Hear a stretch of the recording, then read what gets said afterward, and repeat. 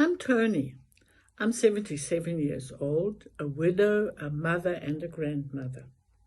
I'm also passionate about family relationships, which have become such a complex matter these days, learning to cope with and life and its ups and downs, with trauma and grief, with broken relationships and ongoing financial stress. These come from the world around us, from COVID and the effects of climate change and even extreme weather conditions.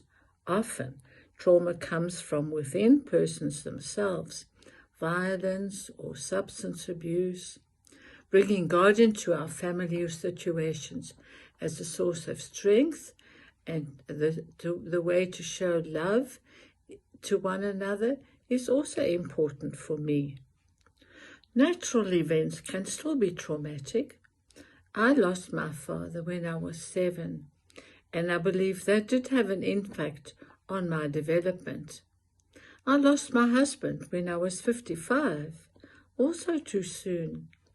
Chris's death was the most traumatic experience in my life and took some years for me to come to terms with. Like birth, deaths happen within a family, not always in a very dramatic way. We've been spared the major trauma of the premature death of a child, but the accident of one of our own small daughters when she was very young did have an impact on our marriage at the time. My own small family, my immediate family, has been relatively financially secure.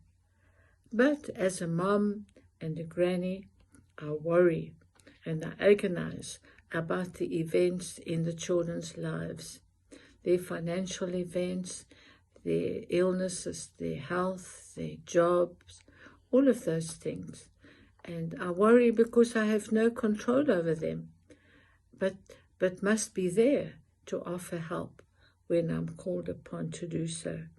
For me, that is one of the great gifts of family life, of loving one another and helping one another to deal with the different traumas in our lives.